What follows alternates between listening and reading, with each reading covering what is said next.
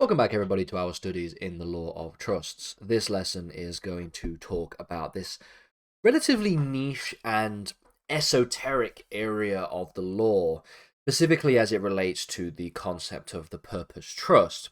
This is this idea known as the Quistclose trust.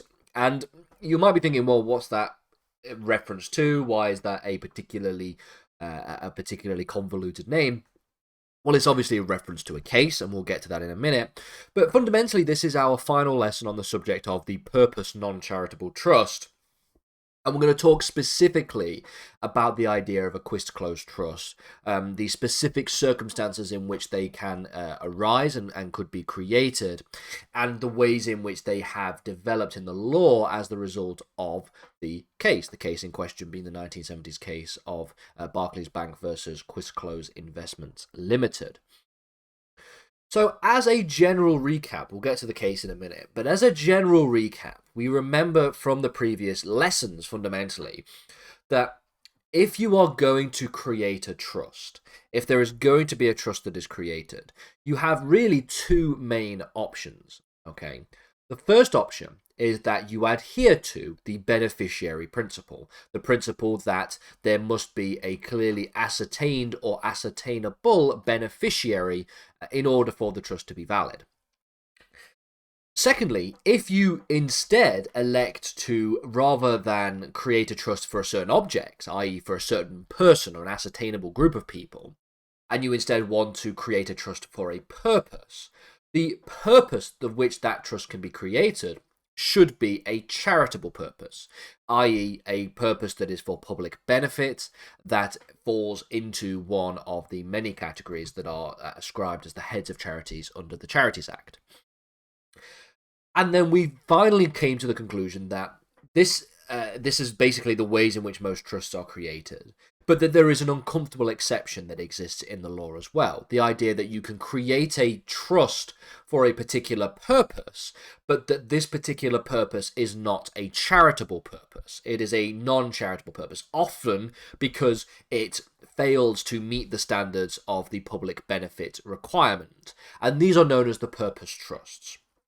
And we spent some time in the last few lessons talking about the nature of the purpose trust, the ways in which these exceptions arise, arising in relation to, for example, the upkeep or the maintenance or the in relation to specific animals, as well as, of course, we have for the purposes of the preservation of monuments. Again, we noted that in the previous lesson, when we think about the preservation of monuments, if we are creating a trust for the upkeep or the preservation of a church or a mosque or a synagogue, for example, a religious institution, this would be a purpose trust, but it'd be a charitable one because it would fall into the category of charity and also one of the heads of charities under the Charities Act, but it would also fall into the category of being for public benefit. When we think about the preservation of monuments, we're talking about, for example, private gravestones or graveyards that are upkept for private purposes. So all of this gives rise to the idea of the Quistclose trust, and it's a very specific circumstance in which this type of trust is created. It comes, as I've said, from the case of Barclays Bank versus Quistclose Investments Limited. Now, this case was involving a company called Rolls-Razor, and this company had taken money from Quistclose Investments in order to pay dividends to their shareholders. If you want to know more about what dividends are, stay tuned for our lessons on the subject of company law. Essentially, they are a way to pay shareholders and corporate directors a certain lump sum in revenue.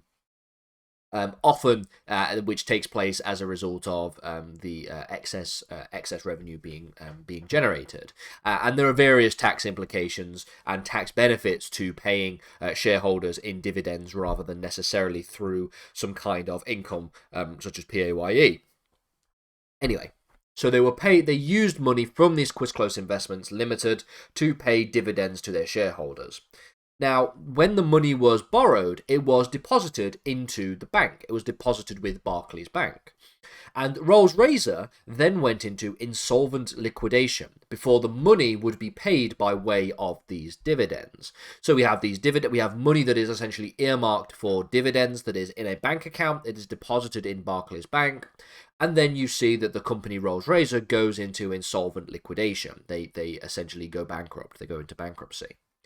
Now, the question of law here was whether or not the borrowed money that is inside the bank account of the depositor bank account of Barclays Bank could be used by Barclays Bank, by the bank themselves, against Rolls-Razor's overdraft, essentially, which would mean essentially suggesting that the money that has been deposited into the bank of the Barclays Bank account was assets to and of Rolls-Razor.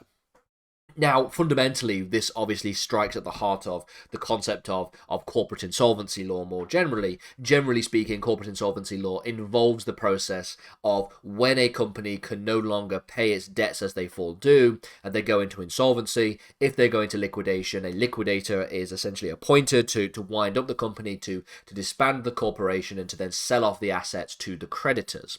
Now, the question here was the money that has been deposited with Barclays Bank, did that money count towards assets of the company Rolls-Razor, and so as a result of which could therefore be secured against the overdraft of which is accrued with Barclays Bank. Obviously, the problem here is involving Quistclose Investments Limited. The House of Lords held that this was not to happen, and instead came to the conclusion that the bank had been holding the money on trusts for Quistclose investments. So, the ruling itself was delivered by Lord Wilberforce, where he essentially argued that the relationship between the lender and the borrower in this regard is a relationship of a fiduciary character. Remember from previous lessons, we'll get to in future lessons time as well, the concept of a fiduciary relationship is a relationship of trust and confidence, similar to that of a solicitor and a client or a doctor and a patient. There is a trust and confidence implied there. The main purpose, therefore, of the borrowing concerned the payment of dividends, and this represented a mutual intention among the parties, rather than a mutual intention for Rolls-Razor, the corporation that went into insolvency, to have the money deposited as part of their assets upon liquidation. So, Rolls-Razor borrows some money from Quistclose Investments with the mutual intention on the part of both of these parties to pay that money to the shareholders by way of dividends. According to Lord Wilberforce, that essentially means that there existed a relationship of a fiduciary character between the lender and the borrower, and that as a result of which a trust has been set up, such that when that company went into insolvent liquidation, the bank that had that money in their accounts, the bank that had that money deposited, could not claim that these were assets upon liquidation, that these were assets that could be utilized for the payment of creditors, namely their own overdraft. Since the primary purpose of the trust in question was the payment of dividends, and that primary purpose had not been carried out before the insolvency had taken place, a secondary purpose will arise. This secondary purpose, of course, gives the benefits which rests in that of Quistclose Investments. The secondary trust, as a result, could either arise expressly or it could arise by implication, given that it was the mutual intention of the parties for that money in question to have been paid to shareholders by way of dividends, and it would not end up in the assets of the liquidated company. The liquidated company, of course, being Rolls-Razor, it would not end up in those assets, which could then obviously be then utilized for the payment of creditors at the point of insolvent liquidation. The second trust, as a result, arises with Quistclose Investments Limited being the beneficiaries of that trust. This is really where we get this idea of a Quistclose trust. Now, as you can tell already, this is a particularly niche and esoteric area of the law. It's obviously an area that you should know about and need to know about in order to get a good understanding of not only the way the law of trusts works, but also the reasoning behind the law of trusts in relation to other areas, such as investments and in terms of solvent liquidation. This analysis does, however, still have its drawbacks. It's not a perfect solution. Firstly, there is the issue of two trusts over the same property at the same time. Notice here that we see that there is the existence of a second trust by implication, which arisen in context with the Quistclose investments being the beneficiaries of that trust. That obviously is a little bit of a problem for when we think about the ways in which trusts operate towards property. In addition to this, with the first trust, the objects were certainly ascertainable. The money ought to be paid to them upon liquidation. However, this approach does have its benefits as well. There are drawbacks and benefits too.